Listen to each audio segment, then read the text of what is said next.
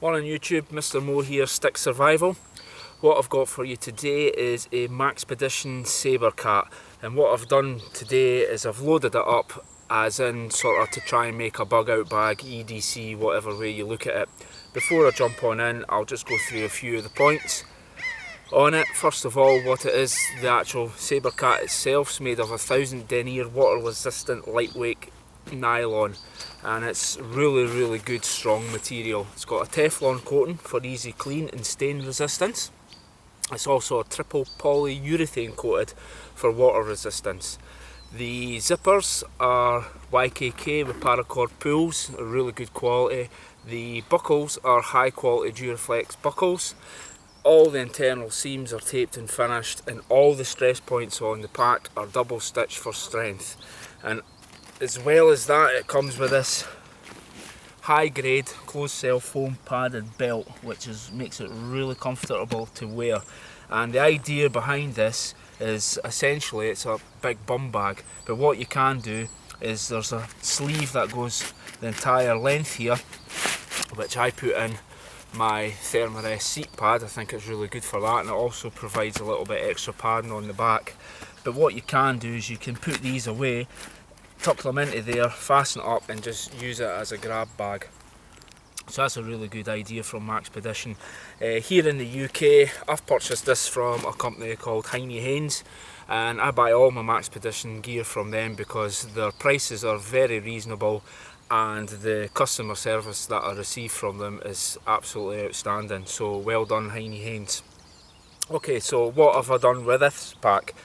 You can see on the belt I've added a couple of extra pouches, and this is the sort of theory behind this pack, is I wanted to cover the 4 basics of survival, which is food, shelter, fire and water, and then also consider there should be a few more in there, but they're not so important, which is navigation, communication, first aid and tools. So I've tried to put everything into this bag to make it work. So it's the kind of bag you could leave in your vehicle and you're basically going to be alright for any situation that you come into. So we'll start off with the Sabrecat itself. Like I said, it's got this grab handle here, which is really good quality, and you simply pop it open, and there's a large pouch here in the front. And this pouch here is, I kind of call it the communications pouch, and inside here I have a waterproof phone which is unlocked to all UK networks. And what I like about this phone is it's actually solar powered, so you can simply leave it out in the sun for a couple of hours and it's going to be enough to make an emergency phone call. So that's what's in there. The next thing I have in here, you've probably seen these, is the Power Monkey, and this is an excellent bit of kit. It's basically an internal battery. There's several ways to charge it up, and it'll hold its power in there for months and months. And it also comes with a solar panel. You simply plug it in and that can be recharged as well off the sun. So it kind of eliminates the need for chargers, and it does work. I've had a lot of sort of tinkering around with it over the last few months and it works really well. It's certainly enough to get the phone working, and that's what's in there. And also it comes with a little bit of bag with different connections in there, and that's for, you can basically wire that up to different bits and pieces. So that's all that's in the front pouch there. I've tried to keep the weight down and incorporate everything into this bag. On the top here there's again another pouch. In fact it's probably best if I turn the pack around to show you this one. And this is my first aid pouch. Underneath here there's an elastic retainer which is excellent for putting on a waterproof jacket, etc. And there's a sleeve that goes right through here. Now I've seen in other people's reviews that they stick a knife in there. I wouldn't recommend that here in the UK, you're only going to get yourself arrested. I find what I've got in here is nice and simple because it's my first aid pouch. Really easy to get to. I've got a set of sterile gloves and a face shield. So I keep that on top so I can get to it should I need it in an emergency. Inside, again, YKK zippers with paracord pulls, really excellent quality.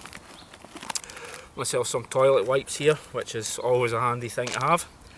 And in the top here there's a mesh sleeve, and inside there's just various, if you can see inside, there's just various sort of tablets and medicaments in there. I've also got a little set of tweezers, a tick tool. One product that's probably worth mentioning here is this Nordic Summer. This is an insect repellent and it actually does work. It's very good for here in Scotland where the midges just attack you. This works really well. It's made of birch tar and it does. I would highly recommend that product to you all.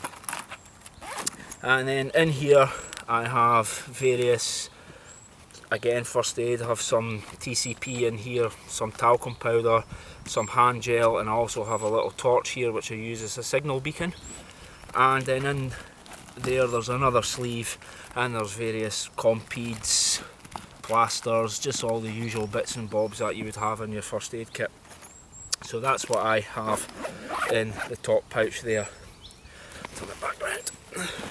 Moving on, the two side pouches here are excellent proportion, and they've all got these MOLLE attachment points all over the pack as well, so you can add on additional Maxpedition gear. And I really like that because it means you can sort of cater, you can use the pack for whatever it is you want to use. Inside this one, I use this as my fire lighting kit. There's a couple of buckles on the side here, and that's if you wanted to put a shoulder strap on, which is a good idea.